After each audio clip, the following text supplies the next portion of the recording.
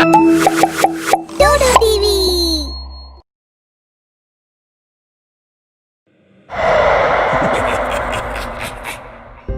सुजानगढ़ में एक अस्पताल था। पिछले कुछ दिनों से उस अस्पताल में लोग रहस्यमयी तरीके से मर रहे थे। सुबह के 5 बजे थे, तभी किसी के चिल्लाने की आवाज आती है और खून से लथपथ वार्ड बॉय की लाश मिलती है। जहां खून हुआ था वहां खून से सने किसी के बड़े बड़े पैरों के निशान थे। मौका वारदात पर पुलिस भी आ गई। आप तो नाइट ड्यूटी में थी, तो आपने कुछ भी देखा या नहीं सुना? हाँ, मैं नाइट ड्यूटी में थी, पर मैं अपने कमरे से रात को ही चली गई थी, क्योंकि एक मरीज का ऑपरेशन हुआ था और वो काफी सीरियस था। इसका खून किसने किया मुझे नहीं पता। मरने वाले वार्ड बॉय की किसी से कोई कहा सुनी हुई क्या? मैं नहीं जानती, मुझे नहीं पता। पुलिस वाले खून का सैंपल लेते हैं और बाकी फॉर्मेलिटीज और तहकीकात कर लाश पोस्टमार्टम के लिए लेकर चले जाते हैं। कुछ दिनों बाद कब्रिस्तान से एक चिन्ह अस्पताल में आ जाता है और वो एक लड़की का हाथ पकड़कर एक कमरे के अंदर खींच लेता है। उसी अस्पताल के वार्ड में नंदू चुपचाप अपने बेड पर बैठा था। वो एक दिन पहले एडमिट हुआ था। अचानक कहीं से जोर से आवाजें आने लगी। नंदू उठकर दूसरे बेड के मरीज राघव के पास गया। वो भी डर के मारे बैठा हुआ था। आपको कुछ पता है, इतनी अजीब घुटी घुटी सी आवाजें कहां से आ रही हैं?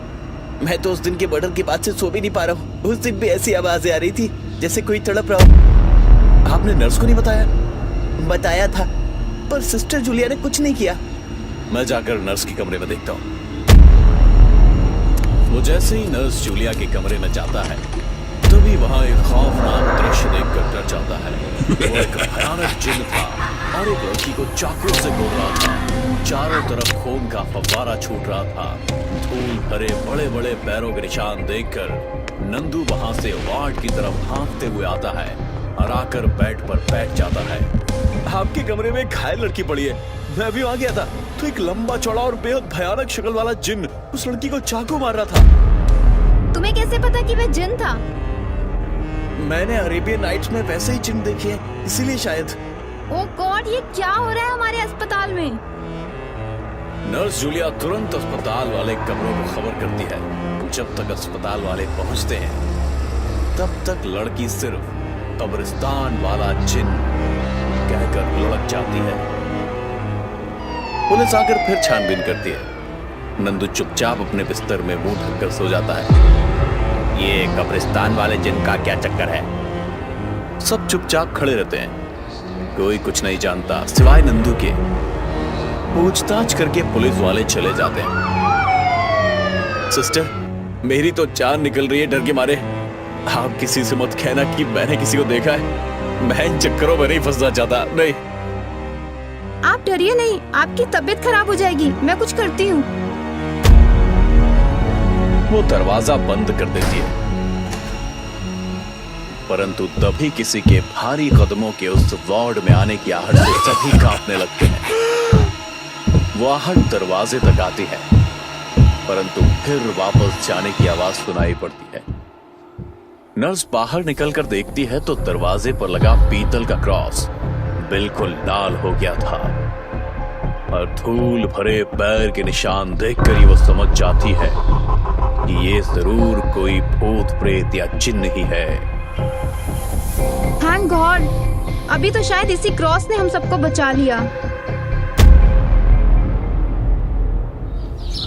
अगले दिन ड्यूटी बदलते ही सुबह सिस्टर रोजी वार्ड में आती है।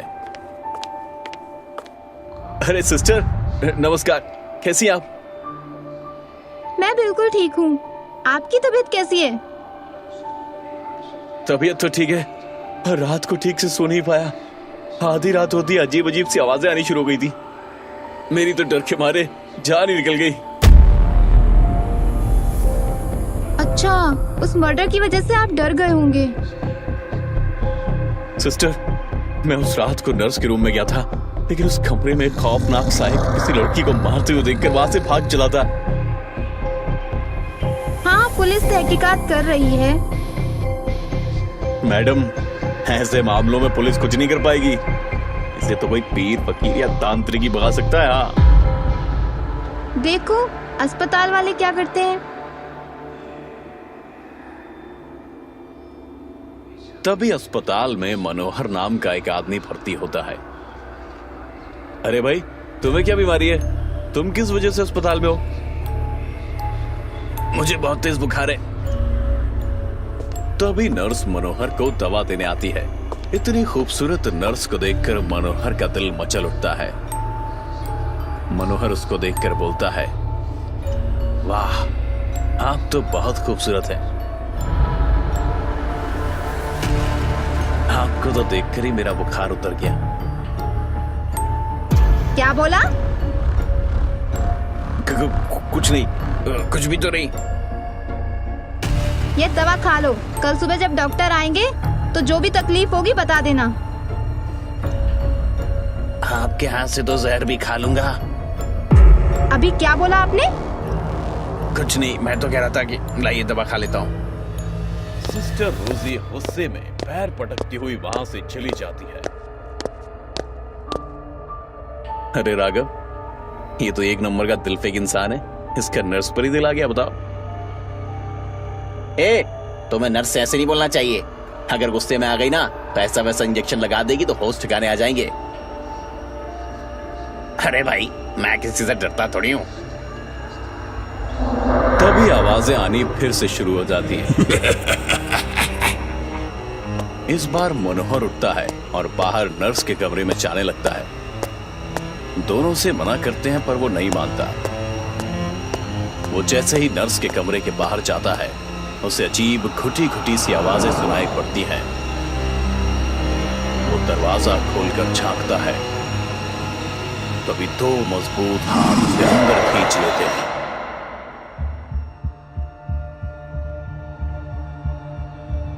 अरे राघव, मनोहर अभी तक नहीं आया।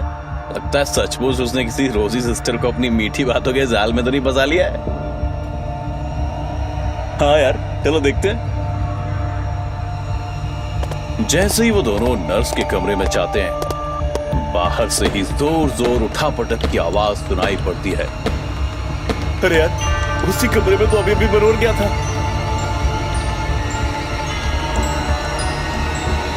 दोनों खिड़की से झांक कर देखते हैं।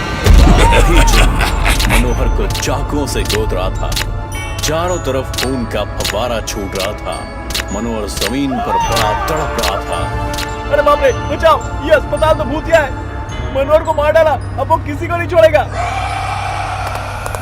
दोनों अस्पताल से निकलकर भागते हैं। अरे तुम दोनों कहाँ भागे जा रहे हो? अस्पताल का बिल कौन चुकाएगा? तुम भी हमारे पीछे आओ। नर्स के कमरे में जिन्न है। उसने आज एक नए भर्ती हुए मरीज का खून कर दिया है। क्या? रुको, मैं भी चलता हूँ। गार्ड भी उनके पीछे हो लेता है। वे तीनों रात के अंधेरे में भागते भागते खाली पड़े मकान में, जो कि अभी पूरा नहीं बना था, उसी में घुस जाते हैं और दरवाजा बंद कर लेते हैं। तभी उन्हें भारी कदमों की आहट सुनाई देती है। अरे बाप रे, लगता है वो सूंघता हुआ यहाँ तक आ गया है। लगता है वो आ गया है। हाँ भाई, कोई आवाज नहीं करना। तभी दरवाजे पर उसके भारी कदमों की आहट सुनाई पड़ती है। आज तो मैं तुम सबको नहीं छोड़ूंगा। तुम लोगों ने मुझे देख लिया है और तुमने ही शोर मचाया था ना। तीनों एक दूसरे से चिपक कर बैठ जाते हैं। तभी भाग से दरवाजा खुलने की आवाज आते ही नंदू चौकन्ना हो जाता है। जैसे ही वो कमरे में घुसता है, तीनों उस पर हमला कर देते हैं। खूब गुत्थम गुत्था होती है। तीनों के एक साथ हमला करने पर घबराकर वो भागने लगता है। तभी नंदू के गले में पड़ी ताबीज उस जिन्न से टकरा जाती है। परंतु तभी सब आश्चर्यचकित हो जाते हैं। जिन्न उस ताबीज के छूते ही ऐसे छिटकता है जैसे उसे करंट लग गया हो। हैं? ये क्या हुआ? तुम अपने गले से ये धागा निकाल के फेंक दो। कौन सा? ये ताबीज? नहीं, मैं तो इसको नहीं निकाल सकता। तो मेरी माँ ने मुझे पहनाया था। नंदू, हमें भी पकड़ लो। झट से तीनों एक दूसरे का हाथ थाम लेते हैं। तब तक ये ताबीज निकाल कर उस जिन्न के ऊपर फेंक दो। नंदू बड़ी सावधानी से ताबीज निकालकर उसके ऊपर फेंक देता है। अचानक ये क्या किया तुमने? मेरी सारी शक्तियां खत्म कर दी। मेरे बाबा, मुझे माफ करना। नंदू उसको शिथिल होते हुए देखकर तावीज उसके ऊपर रख देता है। तीनों बाहर निकलकर तुरंत लकड़ियां इकट्ठा करते हैं और आग जलाकर उस शिथिल पड़े चिन्ह को उसी में झोंक देते हैं। रात का अंधेरा खत्म होने वाला था। वो थू कर उसमें जलकर खाक हो जाता है। देखते ही देखते वो चिन्ह आग में झुलसने लगता है। नंदू भाई, आज तुम्हारी इस ताबीज ने हमारी सबकी जान बचा ली। हाँ भाई, ये जिन्न पिछले हफ्ते 3 खून कर चुका है। चलो जल्दी से अस्पताल, नहीं तो मुझे नौकरी से निकाल देंगे। अब जान बच गई है तो रोटी भी तो कमानी पड़ेगी ना। बेकार में उस बेचारे मनोहर को अपनी जान गंवानी पड़ी। कब्रिस्तान वाले चिन्ह से अब अस्पताल वालों को छुटकारा मिल जाता है। छोड़ो मुझे, मुझे जाने दो, मुझे मत मारो। मैंने क्या बिगाड़ा तुम्हारा? अनूप हाथ जोड़कर विनती कर रहा था, पर फिर भी कोई उसे मारे जा रहा था। बचाओ, बचाओ! वो चिल्लाए जा रहा था। फिर तभी झटके से उसकी नींद खुली। उसने खुद को बेड पर पाया। वो पसीने पसीने हो चुका था। उसने साइड टेबल पर रखे टिश्यू बॉक्स से टिश्यू निकालकर अपना पसीना पोंछा। वो बहुत घबराया हुआ था। उसने अपने सीने पर हाथ रखा तो पाया उसका हार्ट बहुत ही अबनॉर्मली बीट कर रहा था। कभी बहुत तेजी से तो कभी एकदम रुक जाता। वो विंडो पर जाकर पर्दा हटाकर फ्रेश एयर को महसूस करने लगता है। अनूप मुंबई के एक मल्टी स्टोरी बिल्डिंग में 2 BHK रेंटेड फ्लैट में रहता था। हर्ष उसका फ्लैटमेट था। दोनों 2 साल से साथ रह रहे थे। विंडो पर खड़े खड़े अनूप को हर्ष का ख्याल आया। बहुत लेट हो गया है, पता नहीं हर्ष आया है नहीं, देखता हूं जाकर। उसने जाके हर्ष के रूम का दरवाजा खोला, लेकिन वहां कोई नहीं था। बस जमीन पर एक सूटकेस पड़ा था। इतना लेट कैसे हो गया इसे? हमेशा तो अब तक आ जाता था, और ये सूटकेस? क्या हर्ष कहीं जाने वाला है? मुझे फोन करना चाहिए उसे। वो अपना फोन ढूंढने लगता है। साइड टेबल पर मोबाइल तो नहीं था। उसे याद था कि उसने वही रखा था। फिर उसने ड्रेसिंग टेबल पर देखा। मेरा फोन कहां चला गया? यहीं तो रखा था। तभी एक आवाज आती है। उसे एहसास होता है कि उसका दरवाजा कोई खोल रहा है। दरवाजा खुला और फिर बंद भी हुआ, पर उसे कोई दिखाई नहीं दिया। तभी पीछे से किसी की आवाज आई, चीखने और चिल्लाने की। उसने पलट कर देखा। ये क्या? ये सूटकेस तो उसने अभी थोड़ी देर पहले हर्ष के रूम में देखा था। ये यहां कैसे आ गया? मैं तो नहीं लाया। तभी उसने आवाजों पर फोकस किया। वो सूटकेस में से आ रही थी। वो डर गया। डर के मारे वहीं बैठ गया। अपने कान पर हाथ रख के आवाज को इग्नोर करने की कोशिश कर रहा था और खुद को समझाने की कोशिश करने लगा। रूप, डरो मत, अभी तू अकेला है। ऐसे डरेगा तो क्या होगा तेरा? संभाल खुद को। जब उसने कान पर से हाथ हटाया तो आवाज बंद हो चुकी थी। उसने सोचा ये उसका वहम है। उसे याद आया कि एक बार पैकिंग करते वक्त घर पर उसके व्हीलर में एक पपी घुस गया था। तो कैसे व्हीलर अपने आप चल रही थी? इस बार भी व्हीलर में पक्का कुछ घुस गया होगा। फिर सूटकेस के पास गया।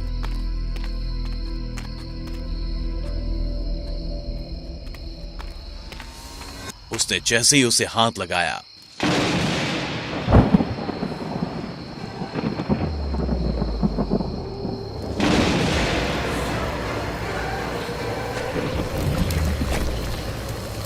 अब तो अनूप का डरना बनता था।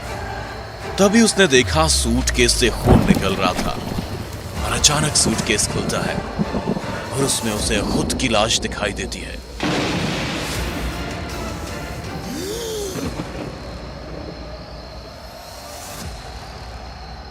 ये कैसे? मैं कब मरा? कैसे मरा? और मेरी लाश के टुकड़े टुकड़े कैसे किए? तभी उसके सिर में बहुत तेज दर्द होता है और वो सर पकड़कर बैठ जाता है। उसे याद आने लगता है, थोड़ी देर पहले हर्ष नहीं तो मारा है उसे। तकिए से उसने मेरा दम घोटा था। उसके बाद चॉपिंग नाइफ से उसने पहले मेरे पेट पे मारा, और फिर पूरी बॉडी पर जहां तहां मारने लगा। तभी उसे हर्ष की आवाज आती है। ये अनूप की लाश को ठिकाने लगाना पड़ेगा। अब बड़ा आया मेरी गर्लफ्रेंड पे लाइन मारने वाला। देख, मैंने तुझे ही मार डाला, अब आत्मा बनकर दूसरी आत्माओं को लाइन मारना।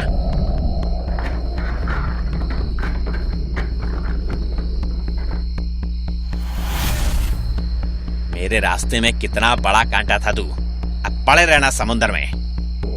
तभी बैक सीट पर पड़े व्हीलर से एक खून से लथपथ हाथ निकलता है।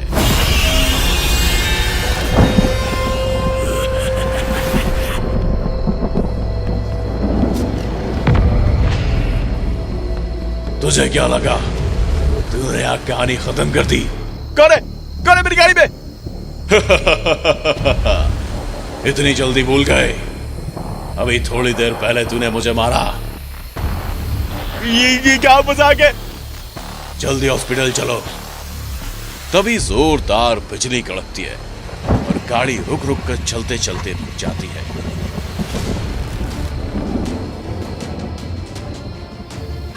हर्ष गाड़ी स्टार्ट करने की कोशिश तो करता है, पर गाड़ी स्टार्ट नहीं होती। गाड़ी अचानक स्टार्ट हो जाती है और फिर इतनी तेजी से चलती है कि हर्ष को कुछ भी दिखाई नहीं देता। और फिर जब गाड़ी रुकती है तो वो एक हॉस्पिटल के सामने खड़ा रहता है। हर्ष इधर उधर देखता है और गाड़ी चलाकर जल्दी से समुंदर की तरफ जाता है। समुंदर के ऊपर पुल पर हर चीज नॉर्मल हो जाती है। हर्ष पीछे पलटकर देखता है तो व्हीलर वैसे ही रखा रहता है जैसा उसने रखा था। वो गाड़ी से निकलता है तो बस समुंदर की आवाज सुनाई देती है उसे। वो सोचता है, एक तो आज इतना बड़ा कांड कर दिया और ऊपर से शराब, ये सब उसी का नतीजा है। मैं भी फालतू में डरा था। फाइनली मुझे तुमसे मुक्ति मिल जाएगी। जा रूप, चैन से रहो समुंदर में। वो सूटकेस को उठाकर समुंदर में फेंक देता है और कार ट्रंक को खोलकर एक और सूटकेस निकालकर समुद्र में फेंक देता है।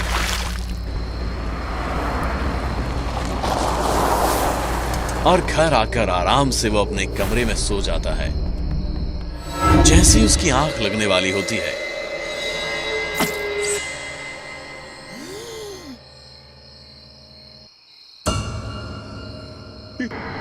ये ब्लड कहां से आया? ऊपर देखता है तो पूरी सीलिंग पर ब्लड रहता है और ऐसे ही टपकता रहता है जैसे बारिश हो रही हो। और देखते ही देखते खूब तेज खून की बारिश होने लगती है। डर के मारे हर्ष का बुरा हाल हो जाता है। वो अपने रूम से दौड़ता हुआ बाहर हॉल में आता है तो देखता है कि बारिश भी उसका पीछा कर रही है। तभी पीछे से कोई आकर उसे अपने साथ छाते में ले लेता है। थैंक यू यार, पता नहीं कहां से घर के अंदर ये बारिश हो रही और तो और मैं पागल हो गया हूं। मुझे ऐसा क्यों लग रहा है कि खून की बारिश है ये? हाँ, ये खून की बारिश है। जो खून अनूप के रूम में फ्लोर पर पड़ा था, ये वही खून है। हो ही नहीं सकता। ध्यान से देखो। हर्ष पीछे मुड़कर छाता देने वाले को देखता है। वहां से कोई और नहीं दिखता, पर जैसे ही उसकी नजर नीचे जाती है वो झटके से दूर भागता है। वहां वही सूटकेस रखा है। अब हर्ष इतना डर जाता है कि गिरते पड़ते दरवाजे की तरफ भागता है और दरवाजा खोल के लिफ्ट की तरफ जाता है। वहां दोनों लिफ्ट की बटन दबाता है और एक भी लिफ्ट उस फ्लोर पर नहीं आती। वो पीछे मुड़कर देखता है तो वही सूटकेस उसे आता हुआ दिखता है। वो जल्दी से सीढ़ियों की तरफ भागता है। जल्दी जल्दी में वो सीढ़ियों पर गिर भी जाता है, फिर भी खुद को संभालते उठता है और तेजी से नीचे की ओर उतरता है। तभी उसे नीचे से सूटकेस आता हुआ दिखाई देता है तो हर्ष ऊपर की तरफ भागने लगता है। वो डर के मारे कब 18वें फ्लोर के टेरेस पर पहुंच जाता है, उसे पता ही नहीं चलता। वो वहां जाकर पीछे देखता है तो उसे कुछ दिखाई नहीं देता, और जैसे ही सामने देखता है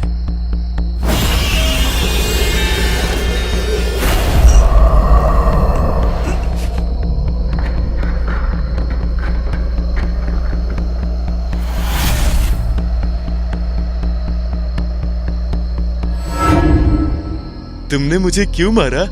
तुम मेरी गर्लफ्रेंड को लाइन मारते थे। किसे? रिया को? हाँ। रिया तुम्हारी गर्लफ्रेंड कब से बन गई? हाँ तो बन जाती। तभी हर्ष के गाल पर एक जोरदार थप्पड़ पड़ता है। ये थप्पड़ मारा था रिया ने। तुमने ऐसा सोच भी कैसे लिया? अगर तुम शांति से मान जाती तो क्या हो जाता, बस तुमसे फ्रेंडशिप ही तो करना चाहता था। और मैं नहीं मानी तो तुमने मुझे मार दिया। नहीं, मैंने तुम्हें नहीं मारा, मैं तो बस तुम्हें समझाना चाह रहा था। और समझाते समझाते मुझे धक्का लग गया और टेबल के कॉर्नर से लग के मेरा सर फट गया। दरअसल अनूप को मारने के बाद हर्ष रिया से मिलने गया था। बात करने के दौरान वो उसे पकड़ के समझाने की कोशिश करता है, पर रिया उससे खुद को अलग करना चाहती है और इसी बीच उसे धक्का लग जाता है। हॉस्पिटल ले जाने के बजाय वो सोचता है कि दोनों बॉडीज को वो समंदर में फेंक देगा, और उसने ऐसा ही किया। मैं तुम्हें मारना नहीं चाहता था। तो मुझे हॉस्पिटल लेकर जाने की बजाय समंदर में ले जाकर फेंक दिया। सॉरी रिया, मेरे कारण तुम हर्ष से मिली और तुम्हारे साथ ये सब हो गया। पर जिंदा तो ये भी नहीं बचेगा। हर्ष अपने आप उड़कर टेरेस की रेलिंग पर खड़ा हो जाता है। मुझे मत मारो, मुझसे गलती हो गई, बहुत बड़ी गलती हो गई। अगर तू रिया को हॉस्पिटल ले जाकर बचा लेता तो मैं तुझे छोड़ भी देता। इसीलिए मैंने उस वक्त हॉस्पिटल के सामने गाड़ी रोकी थी, पर तब तक बहुत देर हो चुकी थी। मैं डर गया था। तो अब तू मर। हर्ष ऊपर से कूद जाता है और मर जाता है। उसकी मौत के बाद रिया और अनूप की आत्मा को मुक्ति मिल जाती है। श्यामपुर बड़ी आबादी वाला एक पिछड़ा हुआ गांव था। वहां के आदिवासी सीधे साधे थे। उनमें से कुछ ने शहर भी देखा था, पढ़ाई भी की थी, लेकिन फिर भी कोई अभाव में नहीं जी रहा था, क्योंकि उस गांव में एक तांत्रिक बाबा महीने में एक दिन अमावस्या को गांव आते और सबकी हर मनोकामना पूरी करते। पर कहते हैं ना कि लालच की कोई सीमा नहीं होती। लालच व्यक्ति को कम से कम समय में या कम से कम मेहनत में ज्यादा से ज्यादा धन और भौतिक सुख सुविधा की चाह में कुछ भी कर गुजरने को प्रेरित करता है। ये बाबा ऐसे कैसे चमत्कार करते हैं? इस उत्सुकता से वहां जाकर वो देखने लगा। एक एक की बारी आती गई। लाइन में खड़े पहले दंपत्ति बाबा के चरणों में प्रणाम करते हुए, बाबा जी, हमारी 3 बेटियां हैं, आप एक बेटा दे दीजिए। तो दोस्तू। लाइन में खड़ा अगला लड़का आगे आते हुए, बाबा जी, शहर के कॉलेज में मुझे एडमिशन लेना है, 1 लाख रुपए चाहिए। निश्चिंत होकर जाओ, तुम्हारे पिताजी की आज ही लॉटरी लग जाएगी। लाइन में खड़ा अगला किसान, कोटि कोटि प्रणाम बाबा जी, मुझे बस बड़ा सा घर और खलिहान से भरा भरा अनाज का ढेर चाहिए। बाबा जी ने जो कहा वो भगवान के शब्द थे, यानी हर हाल में पूरा होना ही था। मनीष बाबा के पास अपनी बारी में पहुंच गया, झुककर नमस्कार करता है। बाबा, आप मुझे ये सिद्धि बताइए जिससे आप लोगों की इतनी मदद करते हैं। बेटा, जो चाहते हो मांग लो।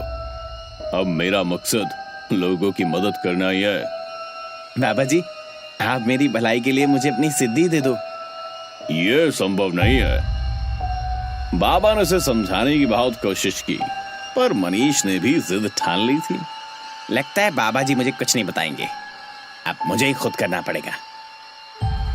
मनीष भीड़ के खत्म होने का इंतजार करने लगा, और फिर जब बाबा जी जाने लगे तो वो उनका पीछा करने लगा। लंबा रास्ता, काली सनसन करती अंधेरी रात, बड़ी डरावनी और दुर्गम पथरीली पगडंडी, उस पर घनघोर जंगल। फिर बाबा चलते चलते अचानक गायब हो गए। ये बाबा जी कहाँ गए? लगता है मुझे खाली हाथ लौटना पड़ेगा। वो निराश लौट आया। यह सिलसिला 3-4 अमावस्या तक चला, लेकिन मनीष अपनी जिद पर अड़ा रहा।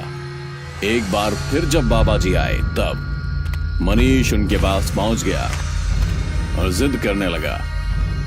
बाबा जी, मैं कुछ भी करने के लिए तैयार हूं, मुझे बस सिद्धि चाहिए। बहुत बार रिक्वेस्ट करने के बाद बाबा जी ने सिद्धि देने की बात स्वीकार कर ली। तुम एक नवजात बच्चे को कहीं से लेकर आना, ध्यान रहे नवजात ही होना चाहिए। 2-3 महीने की मेहनत के बाद उसे हॉस्पिटल से एक अनाथ नवजात बच्चा मिल जाता है। अगली अमावस्या को जब बाबा जी आते हैं तो मनीष बहुत खुश होते हुए नवजात बच्चे को लेकर बाबा जी के पास पहुंचता है। बाबा जी, मैं आपके कहने पर ये नवजात बच्चा ले आया, पर आप तो 3 दिन बाद आए। मैं ऐसा क्या कहूं कि इसका इरादा बदल जाए। तुम इसे प्यार से पाल पोस कर बड़ा करो, फिर इस बच्चे को लेकर आना। बाबा जी ने सोचा था शायद कुछ समय बाद इस मनीष का विचार परिवर्तित हो जाएगा। मनीष उस बच्चे को बड़ी ईमानदारी से पालने लगा। बच्चा 2 साल का हो गया। उसकी हर इच्छा वो पूरी करता था। बच्चे की परवरिश करने में उसके काम धंधे बंद हो गए। वो कर्जे में डूबने लगा। अब बच्चे की उम्र 5 साल हो गई। अब वो बच्चा अपनी पसंद की मांग करने लगा।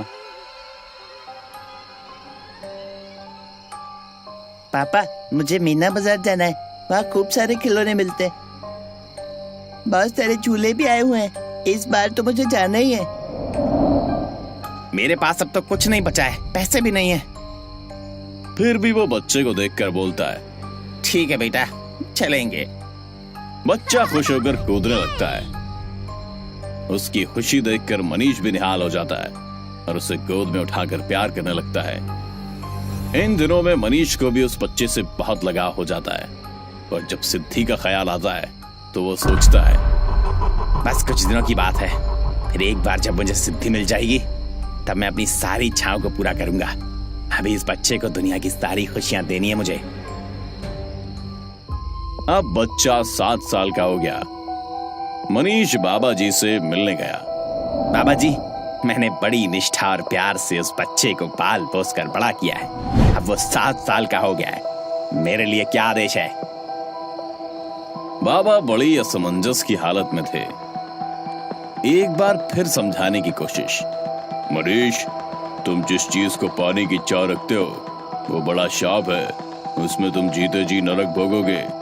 जिस बच्चे को तुम पाल रहे हो जरा उसके बारे में तो सोचो। उस प्यारे बच्चे के साथ जिंदगी जियो और सिद्धि के बदले जो चाहिए वो मांग लो। लेकिन ऐसा लग रहा था कि मनीष के दिमाग में दुर्भाग्य बैठ गया था। वो ना तो कुछ सोच सकता था और ना ही कुछ सुनने की हालत में था। बाबा जी, आप मुझे बहलाने की कोशिश मत कीजिए। मैं पिछले 7 सालों से आपके कहे अनुसार चल रहा हूँ। सिद्धि तो मुझे किसी भी कीमत पर चाहिए। ठीक है, तुम अमावस्या के दिन बच्चे को दिन भर भूखा रखना और आधी रात को हमारे सिद्ध स्थान पर पैदल चलकर ले आना। साथ में उसकी पसंद की मिठाई लाना मत भूलना। ठीक है बाबा जी, इस दिन को मैंने सालों से इंतजार किया है। मैं जरूर आऊंगा, मिठाई भी लाऊंगा। अब मनीष अमावस्या का इंतजार करने लगा। फाइनली वो दिन भी आ गया। वो मिठाई और बाकी सामान लाकर सब तैयारी कर चुका था। वो बेसब्री से रात होने का इंतजार करने लगा। जब रात हो गई तो बच्चे को लेकर वो चला। पापा, आप मुझे लेकर कहाँ जा रहे हो? ये कैसा रास्ता है? पापा प्लीज घर वापस चलो। बेटा, हम पिकनिक मनाने जा रहे हैं। देखो, मैंने तुम्हारी पसंद का लड्डू भी ले लिया। पापा, रात को कौन पिकनिक जाता है? हम कल सुबह चलेंगे। मुझे बहुत डर लग रहा है, मुझे घबराहट हो रही है। कैसे कैसे ख्याल आ रहे हैं। लेकिन मनीष का जुनून तो अलग ही तरह का था। फिर दोनों वहां पहुंचे जहां बाबा ने बुलाया था। बड़ा सा खंडर झाड़ियां मकड़ियों के चालों में उलझ उलझ कर चलते जा रहे थे। खुद मनीष भी काफी डरा हुआ था। अज्ञात भय और अनिष्ट की भावना से घबराया हुआ बच्चे को कोई जवाब नहीं दे पा रहा था। थोड़ी दूर और चलने के बाद बाबा जी दिखाई दिए। ऐसा भयानक दृश्य कि आत्मा भी कांप जाए। हवन कुंड, मानव की खोपड़ी, हाथ में हड्डियां और चारों तरफ खून के छींटे। बच्चे को उधर बिठाकर तुम इधर आओ। बाबा ने हड्डियों से आहुति डालते हुए कान में कहा। मनीष, बच्चा दिन भर का भूखा है ना, जी बाबा जी। जब तक मैं अनुष्ठान करता हूँ तब तक इसे भरपेट मिठाई खिला दो। पानी मत पिलाना, जैसे ही पानी मांगे वैसे ही उसका सिर काट देना। बाबा जी मैं कैसे अपने हाथों से? मैंने पहले समझा दिया था, अनुष्ठान शुरू होने के बाद पीछे नहीं हट सकते वरना पिशाच भूचाल ला देगा। भूखा और डरा हुआ बच्चा धीरे धीरे खाने लगा। उसकी मिठाई खत्म होते ही बाबा जी का अनुष्ठान पूरा हो गया। पापा पानी दो ना। तुम तलवार उठाओ और बच्चे का सिर काट के शरीर से अलग कर दो। मनीष को तो करंट सा लगा, लेकिन बाबा जी पर पिशाच सवार था। काटो, नहीं तो मैं तुम्हारा नाश कर दूंगा। मनीष कांपता हुआ कुछ सही गलत तय करता उससे पहले बाबा जी ने हाथ उठाया और बच्चे का सिर शरीर से अलग कर दिया। फिर तो मनीष काफी बेचैन होने लगा, रोने लगा। जिसे इतना प्यार किया उसे मैंने अपने हाथों से मार दिया। थोड़ी देर बाद वही बच्चा विकराल रूप में बाबा जी के बगल से निकलता है। पापा तुमने मुझे क्यों मारा? मैंने क्या बिगाड़ा था? बाबा जी मुझे क्यों दिखाई दे रहा है? यही सिद्धि है। अब जब ये पानी मांगे तो उससे पहले अपना काम करवाना। मुझे क्यों पाला, क्यों प्यार किया और पानी क्यों नहीं पिलाया? मैंने कितनी बार तुम्हें समझाने की कोशिश की। पापा पानी दो ना।